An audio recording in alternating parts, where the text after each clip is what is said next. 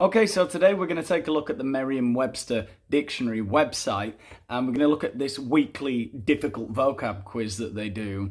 And I've been trying to work out for a long time a way to get this into one of my videos without me looking like a complete idiot, right? Because this is my own language. And these words are often very confusing. Basically, what they do is they give you 12 words. It's a 12-word quiz, right? Very, very high-level vocabulary and words that you don't see that often, very literary terms. But there is a way I can work this into the video, I think. Because basically what they do is they give you this really difficult word that you're probably not going to know the definition of, but they give you four possible words that could be, four words that could possibly be the synonym of the word given. I'll show you. Let's have a look at the first one here, right? It's really difficult. Let's see. So the first word that they give us here is impecunious. Impecunious. Right. Okay. Okay. And they give you four possible options as to which is a synonym of impecunious.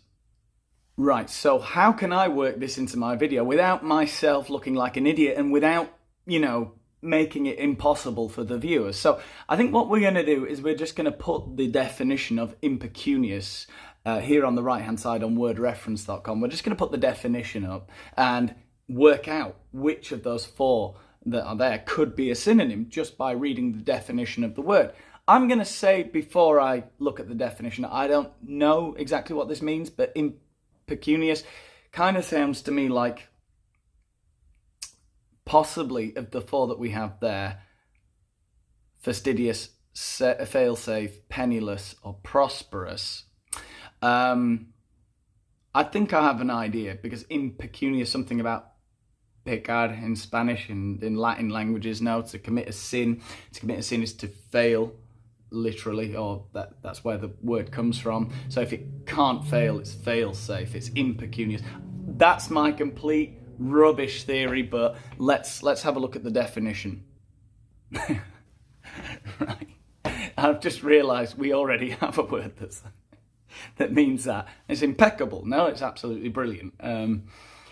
Yeah, impecunious. My tendency was towards failsafe, but I think we can see from the definition here, having little or no money, that it's going to be penniless, right? You don't have any pennies, you don't have any money. So it's the opposite of prosperous, and it's certainly not fastidious. And I just want to take a second to look at the word fastidious, because we have the word fastidioso in Spanish, and it kind of means annoying. But fastidious doesn't mean the same thing in English, right? So as you can see here on the right of the screen, it says overly particular, critical, or demanding, hard to please. So fastidious eater. Fussy, really, is the word that we use more colloquially. We would say somebody's fussy, or requiring or having excessive care or delicacy. So fastidious attention to detail. Yeah, very fussy. I think the word in Spanish would be quisquilloso, something like that. So it's not really to do with annoying. So it's very strange how we've changed the meaning of that word from its Latin origin. But there you go. So yeah, clearly impecunious. The answer is penniless, I would say. Okay, let's move on to the next question. Now, it says, which of these is a synonym of bibulus? Bibulus. I hope I'm pronouncing that right. Sounds like it's something to do with books, doesn't it? Bedraggled, supreme, clear-headed, absorbent. Bibulus, I suppose, the Bible, supreme. I don't know. Like it's the most important. I don't know. I've got no idea. Let's have a look at the definition of bibulus. So that didn't work out quite as I wanted it to. But let's look at the etymology, because it actually literally said one of those four answers in the definition. Let's look at the etymology of bibulus, and it comes from right, okay, of course. To drink, I guess, like bibere, no, that's what it says there. Bibulus, to drink. And yeah, I mean, if we're thinking about drinking, yeah, it's taking in liquid, so it's probably absorbent. Clear-headed means that you're able to think clearly. No, clear-headed. Supreme, obviously we all know what that means. Bedraggled, I wonder if you all know what bedraggled means. So there you have the definition of bedraggled, and it's certainly, I wouldn't have known how to define it myself, but certainly when you see someone who's bedraggled, you understand it. I don't know. This is the definition. It says limp, wet, or untidy, as with rain or dirt. So certainly when somebody comes in from the rain, covered in mud, and they're all sort of dishevelled, I suppose, is another word that we could use there. We would say they look bedraggled, all cold and bedraggled after falling into the stream. Yeah, kind of looking... we talk about people having the personality of a wet dog. Bedraggled dog. Yeah, God, I wonder where that comes from, actually. Yes, that's very interesting, the etymology on word reference there. Be plus draggle, somewhere in the 1720s that was invented. So there you go. No particular knowledge gained there. Okay, let's move on. Well, we have to click absorbent, is Bibulus, right? It takes in water, like beber in Spanish, no? Let's go on to the next one, turpitude. Okay. I think I know what this means. It's something... I think it's something bad. Anyway, significance, meaning. Maxim is like it's what, like a saying, a motto. Depravity. Now, depravity, if depravity is a lack of morals or something like that, I guess. No. And tenuousness. What is tenuousness? Is that kind of like what could be a synonym of tenuousness? I guess so tenuous, precarious, tenuousness, precariousness. Is that right? Precarity? No, I don't know. To be precarious. No, to have a lack of foundation, right? Kind of thing. You're in a tenuous position. The tenuousness of the situation. Yeah. Okay. Something is untenable. No, it can't be sustained, right? I think I've got an idea of what this could be. Let's look at the definition of the word turpitude. Yeah, I think looking at the definition, it's fairly obvious what it means. Which one of those is a synonym? No, right? It says wicked behaviour. Wicked meaning evil in the past, and then for some reason in the 1990s, everyone started saying wicked when something was cool, right? When something was in fashion. Wicked behaviour or character. Drunkenness and moral turpitude. So, like immoral behaviour, it's going to be depravity, isn't it? I think. Yeah, depravity, there you go. I'm getting them all right, and all I have to do is look at the definition of the word. But anyway, yeah, I really don't think I'd be getting many of these right, to be honest, without reading that. But you'll never know how many I would get right, because I'm never going to show you. So, next question. Which is a synonym of trenchant? I feel... Right, so we've got apathetic, keen, smooth, long-term. So apathetic is like you don't care about stuff, isn't it? You know, you just don't really... sort of uninterested. Apathetic. Keen is that you are a fan of something, no? You're keen on something. You're enthusiastic, I guess.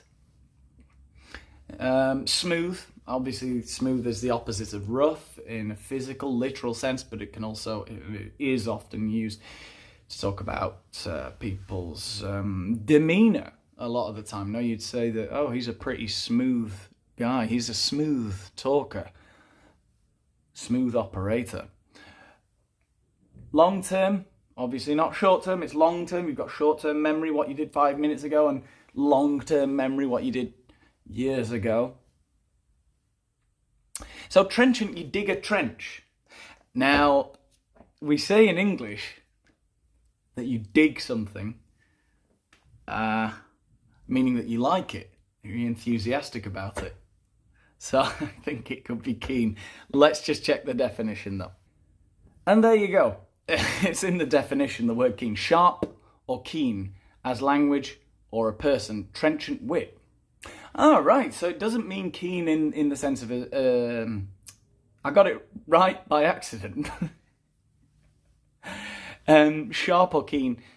A trenchant wit. Yeah, very sharp, very quick, very on point. Right, yeah. Okay, trenchant. I wonder why trench then.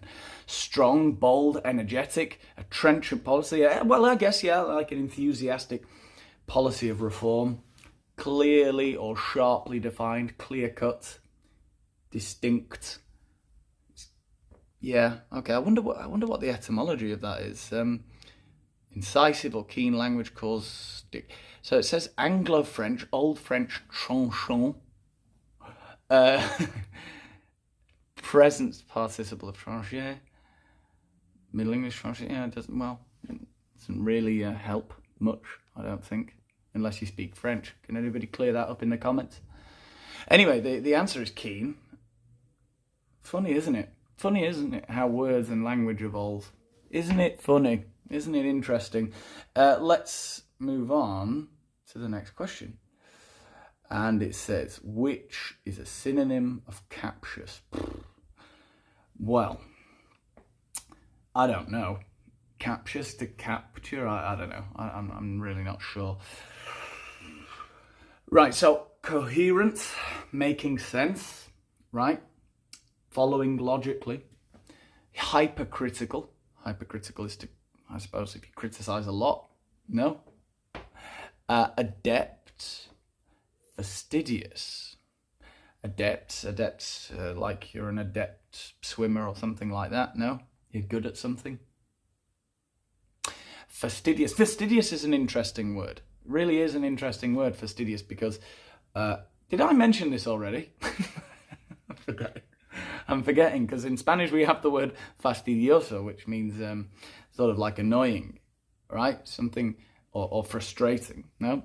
And fastidious for us is fussy, essentially. It's like a posh word for fussy, quisquilloso, if you're a Spanish speaker. I've got to stop saying Spanish words all the time. I have to show off somehow, because my English isn't good enough.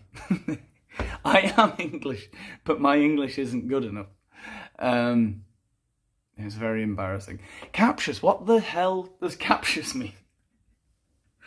What do we think? What do you think? I really can't think. Captious. I don't know. Let's have a look. Now this is interesting because the definition for me, not too sure. It says captious, apt to notice and make much of trivial faults or defects. Difficult to please. Now, a fussy person, a fastidious person, is difficult to please. They notice small things. I think it must be fastidious. Because it's not hypercritical. I don't know. Let's move on and see if we can work it out. I think it's probably fastidious. Proceeding from a fault-finding or caviling disposition. Caviling disposition. God damn it. He could never praise without adding a captious remark. It wouldn't be a fastidious remark, would it? It'd be a critical remark. And I guess you're critical if you're finding defects. I don't know. Number 3. Apt or designed to ensnare, to capture or perplex in an argument. Captious questions. I don't know. It says it comes from sophistical equivalent, taking, hence, sophism, middle age, captious, nitpicking, niggling, picky, testy. I don't know. I think it's fastidious. Oh, God damn it. Not even. from the definition, yeah. Finding fault, of course, yeah, you're hypercritical, I guess. I still got it wrong after reading several definitions in its etymology. Yeah, I guess hypercritical, yeah, you know, you're finding fault in everything. Okay, fair enough. Yeah, I guess the biggest clue here was when it says a captious remark. You can't, do you make a fussy remark, a fastidious remark? Probably not. You make a critical remark, no? I don't know. Let's move on. That was a difficult one for me. I know this word, which is a synonym of insouciance, right? I think that's how you pronounce it. I know this word, so I think I know the answer. So parody, resentment, nuance, nonchalance. Yeah, right. I think I know this, right? So a parody is like a comedic imitation of something, you know. Resentment, yeah, that's a funny one, because we have resentimiento in Spanish, but it's not exactly the same, I don't think. Resentment, you can resent doing something, no, you don't want to do it, you sort of feel annoyed at having to do something. Feeling resentment, though, is more to do with, how would I define it exactly? If you feel resentment towards somebody, it's kind of like you are not happy for them when something good happens to them. You resent their good fortune, I guess, a lot of the time. Let's look at a definition. Feeling of displeasure or anger because of an insult or other wrong, right? So we use it a lot of the time when you resent something, you resent someone.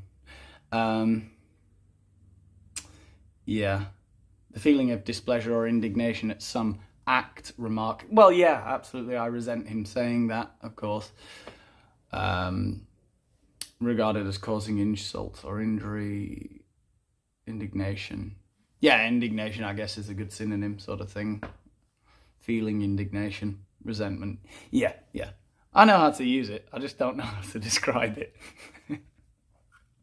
God, I'm an idiot. Nuance. Nuance is a word I like to use all the time to bamboozle people in an argument. You're so lacking in nuance. Matiz in Spanish, right? You don't have matices. You don't have nuance in your argument. Sounds so good, doesn't it? So it's like the ability to think in layers, isn't it? Nuance. So, you know, things are not black and white. They're very nuanced. They have a lot of things that you have to think about. Now, nonchalance, I guess, what would we call nonchalance? It's almost like a childish attitude in a way, not serious. And I think insouciance, I think that's what that is. So let's have a look at insouciance, the definition.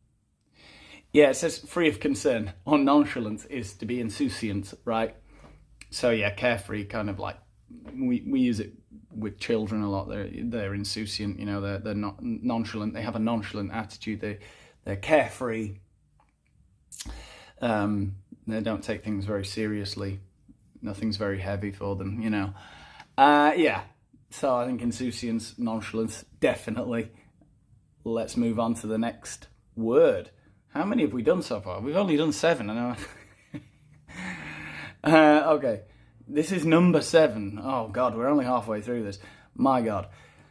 Which is a synonym of redoubtable? I don't know what redoubtable is. Maybe I've heard it before. Yeah. Now, we've got these words here. Esoteric. Now, this is a word that, you know, it's a Latin word, and we have it in Spanish, esotérico.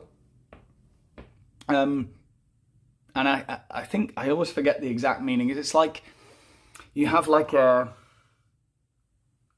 knowledge that you can only have if you're like on the inside, right? So I think they define it as known, something like this. I looked at this the other day, I think. Known only to initiates. So if you're initiated in some kind of circle, I don't know, often religious, in a religious context, you know, we might talk about monks, I think was the example I read. in the dictionary. Monks having esoteric knowledge, knowledge that only people on the inside can understand. I think we talk about esoteric knowledge in terms of like, I've got to stop saying like, in terms of a group of friends, you know, they have sort of esoteric jokes or something like that.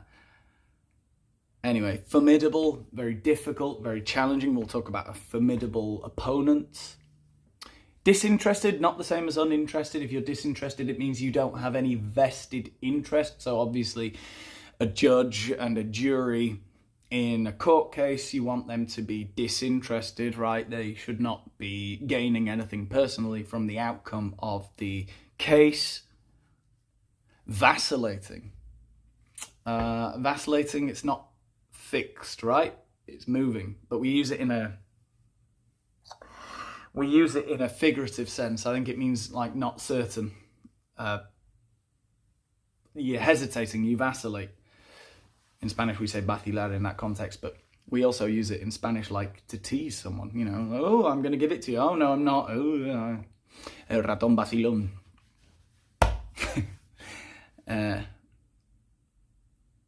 Yeah, so to vacillate, I think, you know. Redoubtable, though, I'm not sure. Let's have a look at the definition. So, unfortunately, the word came up again in the definition. So redoubtable, it says causing fear or fearsome. Yeah, I think that has to be formidable. Now, if you have a formidable opponent, you know, they make you feel scared, right? They're, you know, potentially dangerous. So I guess it's causing fear, fearsome. It'd be formidable, right? Yeah. Okay, let's move on, because we have been here for ages. So, profligate. Yeah, I've definitely heard that word before. I think I know what it is. Let's look at the words. Compelling. So it attracts you. It draws your attention. Thoughtful. You know, very thoughtful. It's not on a whim. You just you've thought about it. You're a thoughtful person, aren't you? Profligate.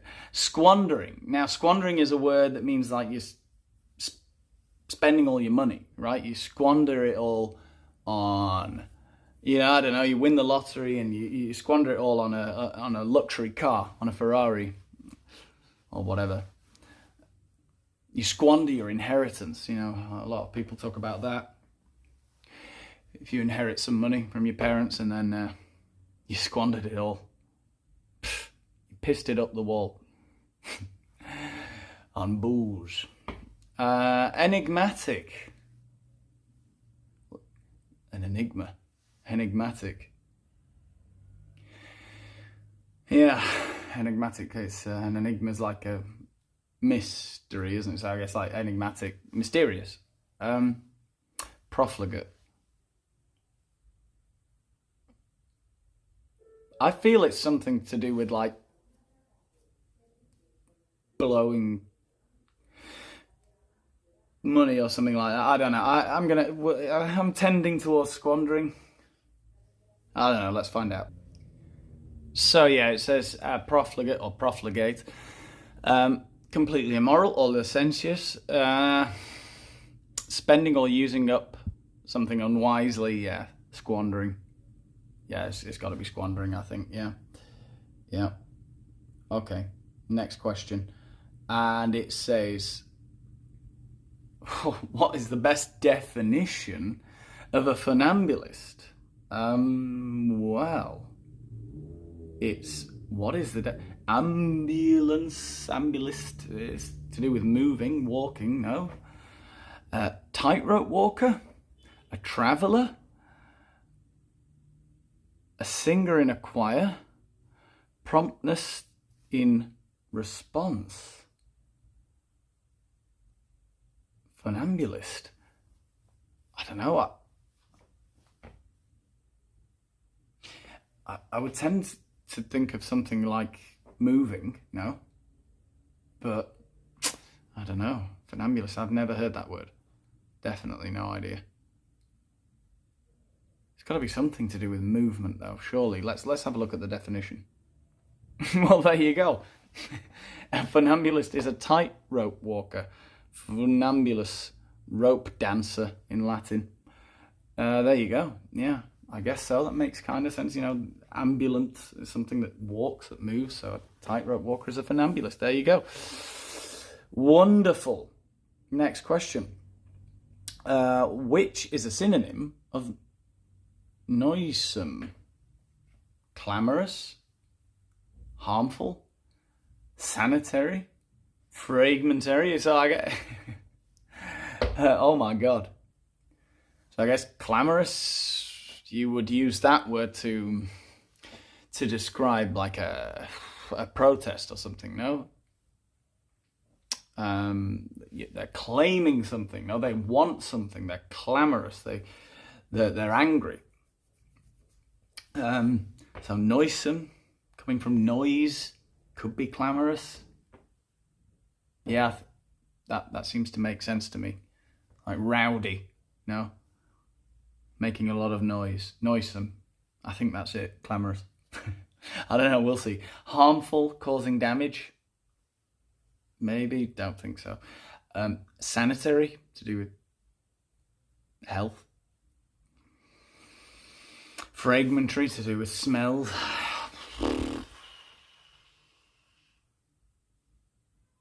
No, I think I will find out, but I would go with clamorous there myself. Let's have a look at the definition.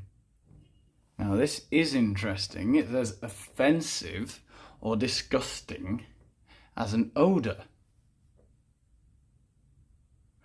But it's not fragmentary, surely.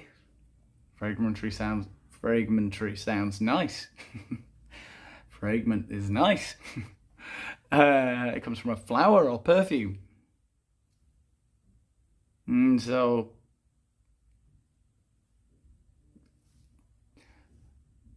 harmful to health, noxious, so definitely not sanitary.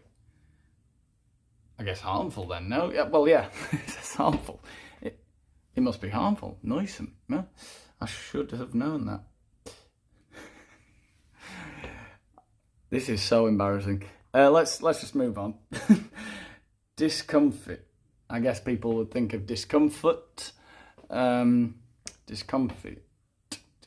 I don't even think I'm pronouncing that right. Eliminate. So it's it's nonplus, soothe, supersede. So eliminate. Well, we obviously know what that means, right? To get rid of. No, to eliminate, yeah, in a competition or something like that. Nonplus. If you're nonplussed by something, you're like kind of, oh god, stop saying like kind of. Nonplus. If you're nonplussed by something, you're what? Shocked, surprised, confused by something, sort of blown away. I was nonplussed by it. Soothe. Now, we often use this if you've got inflammation. You know, if you've got mouth ulcers, which I had all the time when I was a kid, and you have to put Bonjela on it. You have to put something on it to soothe the pain, to make it calm, to make it go away. You soothe the child when they're crying to make them calm. Supersede is to sort of to surpass, I suppose. So we talk about seeds in tennis, no, the position. So if you take somebody's place, you supersede them. Discomfit. I'm guessing like kind of take out of the place. I'm tending towards supersede, but I've got no idea. I think. I don't know. Let's find out. So it says to confuse and deject, upset, disconcert. So yeah, actually, I think it must be nonplus. No, surely the tricky question about his finances completely discomfited, discomfited the mayor. Yeah. Yeah, well, I guess, yeah. Yeah, it must be nonplus. No, right, to nonplus is kind of to confuse, to make, you know, you don't know what to make of something if it nonpluses you. So I guess that's non-plus, right? Yeah, there you go. Which is a synonym of chivvy? Chivy. Chivvy, chivy. I feel like that word should have 2 V's. I think Merriam-Webster's an American dictionary, right? I think I've seen it. I think it's chivvy, right? I think that word is chivvy. To entertain, to acquiesce, to transpire, to pester. Entertain, we all know what that means. Acquiesce is a word that comes up all the time in books, and it's like when you agree to do something, often sort of against your better judgment or against what you originally wanted to do. Eventually you agree to do what the other person is asking you to do. You acquiesce to their request. No? Something like that. Yeah. Transpire, what does transpire mean exactly? You talk about what transpired. It just means happened, no? What happened? What transpired? What took place? What occurred? Yeah. And pester is to bother, to annoy. So chivvy. I think I know this word, but... So what would it be? Chivvy, chivvy, chivvy, chivvy. I don't think I know. I think it might be pester. You chivvy someone. Annoy them. Yeah, so as I said, look, you can get it with 2 V's or with 1 V. Yeah, to chivvy is to, as it says here, to harass or nag, to hunt, to run about. I guess it's to pester. No, yeah, that's the one that sounded most correct to me. Yes, it's clearly to pester. There you go. See your result? Well, I think looking at all of the answers, I got 11 out of 12. I still got one wrong, even looking at the definitions. So don't feel bad if you did worse than me.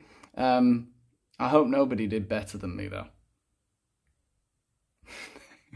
which wouldn't have been very difficult. Okay. Goodbye. See you in the next video.